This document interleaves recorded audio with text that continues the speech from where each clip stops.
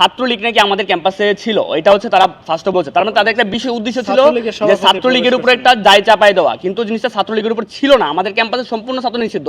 Dhaka polytechnic ছাত্রদলের কিছু সাবেক অথবা বর্তমানও থাকতে পারে, তারা আমাদের শহীদ আজিজ হলে, যেটা একটা নন পলিটিক্যাল ক্যাম্পাসের হল, ওইখানে ছাত্রদল যারা ছিল তারা ঢুকতে না পেরে ওরা আমাদের ক্যাম্পাসে আসছে হচ্ছে গিয়ে মিটিং করার জন্য। তো আমাদের যেহেতু ছাত্র রাজনীতি সম্পূর্ণ নিষিদ্ধ, আমরা অলওয়েজ ভয়ে থাকি আমাদের এখানে কেউ কোনো ছাত্র রাজনীতি মানে শুরু হবে কিনা।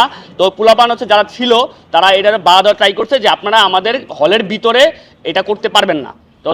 তখন তাদেরকে বলা হয় যে আপনারা চলে যান, কিন্তু তারা যাবে না আর কি। তো সেখান থেকে বাকবিতণ্ডা শুরু হওয়ার পরে তারাই হচ্ছে গিয়ে আমাদের হলের ভিতরে আক্রমণ করে। আমরা সিসিটিভি ফুটেজ যখন হচ্ছে লক্ষ্য করছি, সেখানে হচ্ছে আমরা হচ্ছে গিয়ে লক্ষ্য করতে পারছি তারা হচ্ছে গিয়ে আগে সাবেক যারা ছাত্রলীগ করতো, ছাত্র দল করতো পলিটেকনিকের, ওদের কার্যক্রমের সাথে জড়িত আছে, এটা আমরা হচ্ছে লক্ষ্য করছি। তো আমরা হচ্ছে এবং হচ্ছে তারা যখন হচ্ছে আমাদের এখানে প্রবেশ করছে তারা এটাই পরিচয় দিচ্ছে তারা পলিটেকনিক ছাত্রদলের সভাপতি বা হচ্ছে গিয়ে ওইখানের পুনঃ হচ্ছে গিয়ে মানে বড় পদে আছে, এটা আমাদের তারা বলছে।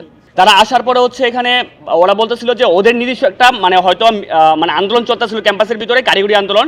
তো এখন তারা ওইখানে হয়তো বা জায়গা না পেয়ে বা ওইখানে ছাত্রদল যারা ছিল তারা ঢুকতে না পেরে ওরা আমাদের ক্যাম্পাসে আসছে হচ্ছে গিয়ে মিটিং করার জন্য। তো আমাদের যেহেতু ছাত্র রাজনীতি সম্পূর্ণ নিষিদ্ধ, আমরা অলওয়েজ ভয়ে থাকি আমাদের এখানে কেউ কোনো ছাত্র রাজনীতি মানে শুরু হবে কিনা। তো পোলাপান হচ্ছে যারা ছিল তারা এটার বাধা দেওয়ার ট্রাই করছে যে আপনারা আমাদের হলের ভিতরে এটা করতে পারবেন না।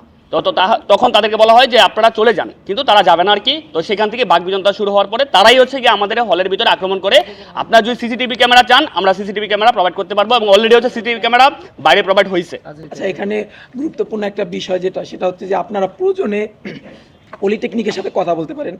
তারাও বলছে যে মানে অনেকের মাধ্যমে আমরা এটা জানতে পারছি যেটা আসলে কোনো স্বার্থন্বেষী মহলের মানে চক্রান্তের কারণে ঘটনাটির অবতারণা হয়েছে। আচ্ছা, আরেকটা বিষয় হচ্ছে এখানে যেটা তারা বিভিন্ন ফেসবুকে বা যেটাই হচ্ছে করছে, আমরা যে একটা জিনিস খেয়াল করছি, তারা যখন হচ্ছে এখানে আসছে তারা কিছুক্ষণ পরে বলতেছে এটা নাকি ছাত্রলীগ নাকি আমাদের ক্যাম্পাসে ছিল, এটা হচ্ছে তারা ফার্স্টে বলছে। তার মানে তাদের একটা বিশেষ উদ্দেশ্য ছিল যে ছাত্রলীগের উপরে একটা দায় চাপাই দেওয়া, কিন্তু জিনিসটা ছাত্রলীগের উপর ছিল না। আমাদের ক্যাম্পাসে সম্পূর্ণ ছাত্র নিষিদ্ধ।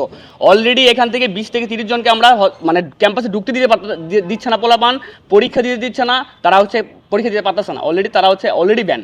তো তারা কোনোভাবে হচ্ছে সিট বাতিল করে দেওয়া হয়েছে হল থেকে। তো তারা কোনোভাবেই আমাদের ক্যাম্পাসে মানে অবস্থান করার মতো না ছাত্রলীগ। ঢাকা পলিটেকনিক ছাত্রদলের কিছু সাবেক অথবা বর্তমানও থাকতে পারে, তারা আমাদের শহীদ আজিজ হলে, যেটা একটা নন পলিটিক্যাল ক্যাম্পাসের হল, আমাদের হল এবং ক্যাম্পাস দুইটাতেই রাজনীতি টোটালি নিষিদ্ধ।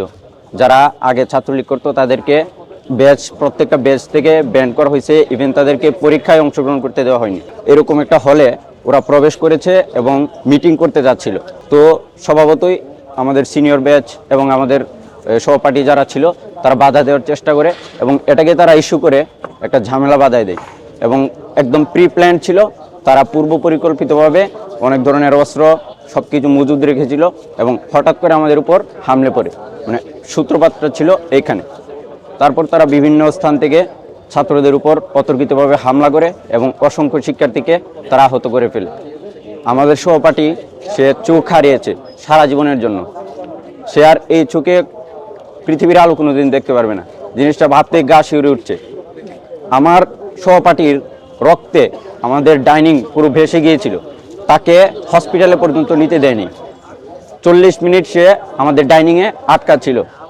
আমরা অত্যন্ত উদ্বিগ্ন। আমরা এই ক্যাম্পাসে এখন আমরা নিরাপত্তাহীনতায় ভুগতেছি অনেকটা এরকম।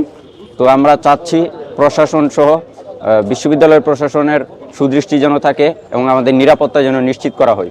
তো ঘটনার সূত্রপাত হলো আপনার 9:30টার পর থেকে আমি আসছিলাম 7 রাস্তার ওই দিয়ে আসছিলাম। আসার সময় দেখতে পাই আজিজ হলের ওই রাস্তাটাই অনেকগুলো শিক্ষার্থীর উপস্থিতি।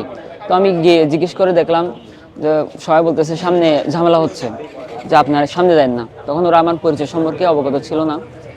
পরক্ষণে আমি আমার হলের দিকে চলে যাই এবং আমার বন্ধুদের অবগত করার চেষ্টা করি যে এখানে ঝামেলা হচ্ছে, আমাদের ভাইরা বিপদ আছে। তো আমরা তারপর ওসমানী হল এবং নজরুল হল থেকে শিক্ষার্থীরা মিলে আমরা ওইদিকে সাহায্যের জন্য যাওয়ার চেষ্টা করি। তো যাওয়ার পরে আমরা দেখতে পাই আমাদের উপর ইট পাটকেল ছোড়া হয়।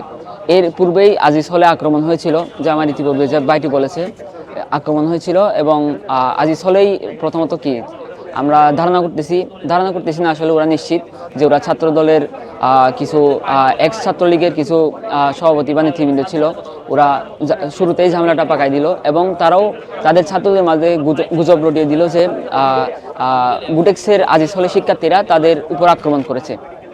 তো এইভাবে তারা তাদের সাধারণ শিক্ষার্থীদের ইনক্লুড করে এবং আমরাও জানতে পারি যে আমাদের আজিজ হলে আক্রমণ করা হয়েছে।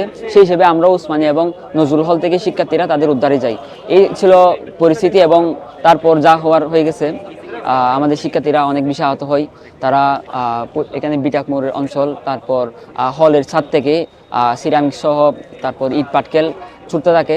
তো আমাদের শিক্ষার্থীরা যেহেতু রাস্তায় ছিল এবং তাদের কোনো প্রোটেকশন ছিল না বা তারা মারামারির জন্যও যায় নাই, তারা জাস্ট শুনতে পেল যে আমাদের ভাইরা বিপদ আছে, ওরা ওই হিসেবেই গেল। কিন্তু দেখা যাচ্ছে এখানে পরিকল্পিত একটি ট্র্যাপে পড়ে গেছিলাম আমরা, যা আমি নিজে আহত হয়েছি লতিফ হলের গেটের সামনে। আমরা যখন তাদের উদ্ধারে যাই তখনই আমাদের উপর ইট ছুঁড়ে মারা হয়।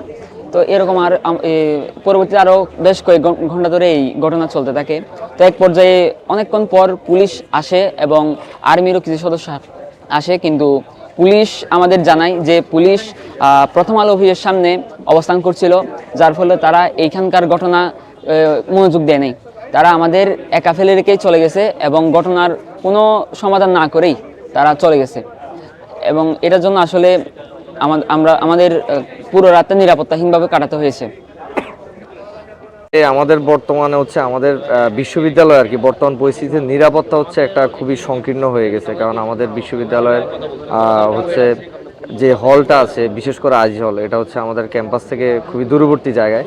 তো এখন এই হলটা হচ্ছে আমাদের বিশ্ববিদ্যালয়ে প্রায় 70 বছর আগে থেকে এটা হচ্ছে আমাদের সরকারিভাবে আমাদের বিশ্ববিদ্যালয়কে এটা লিজ দেওয়া হয় এবং প্রতিনিয়ত রেগুলার বেসিসে আমাদের এই হলকে ট্যাক্স এই হলের ট্যাক্স থেকে শুরু করে বিদ্যুৎ বিল সব কিছু দেওয়া হয়। কিন্তু কিছুদিন আগে এই ঘটনার পরিপ্রেক্ষিতে আমরা দেখলাম যে পলিটেকনিকের ছাত্র যারা আছে, সাধারণ ছাত্র বা তাদের কিছু রাজনৈতিক ছাত্র আছে, যারা বিভিন্ন সোশ্যাল মিডিয়ায় পোস্ট দেওয়া শুরু করেছে যে এই হল তাদের, এই হল তাদেরকে দখল করতে হবে। এই ধরনের কিছু তারা হচ্ছে প্রোপাগান্ডা ছড়াইছে, যার কারণে এখনও বর্তমানে আইজ হলে যারা সাধারণ ছাত্র আছে তাদের মধ্যে একটা ভীতিকর পরিস্থিতি তৈরি হয়েছে। তো আমরা চাই যে তাদের যে প্রশাসনিকভাবে তাদেরকে শিক্ষার্থীদেরকে এটা তাদের মধ্যে ক্ল্যারিফাই করা হোক যে এই আমাদের যে হলের যে ব্যাপারটা আছে এটা যেহেতু সরকারিভাবে আমাদের হল এবং শিক্ষার্থীদের মধ্যে যে বিভ্রান্তি ছড়াইছে, তারা যাতে বিভ্রান্তিটা কাটিয়ে উঠতে পারে এবং আমাদের সাথে এবং পরবর্তীতে আমাদের এই হলের যে ছাত্ররা আছে এদের মধ্যে একটা নিরাপত্তার সংকীর্ণতা দেখা গেছে। আমরা চাই বিশ্ববিদ্যালয় প্রশাসন এবং আমাদের আইনশৃঙ্খলা বাহিনী তারা এই নিরাপত্তাটা আমাদেরকে নিশ্চিত করুক।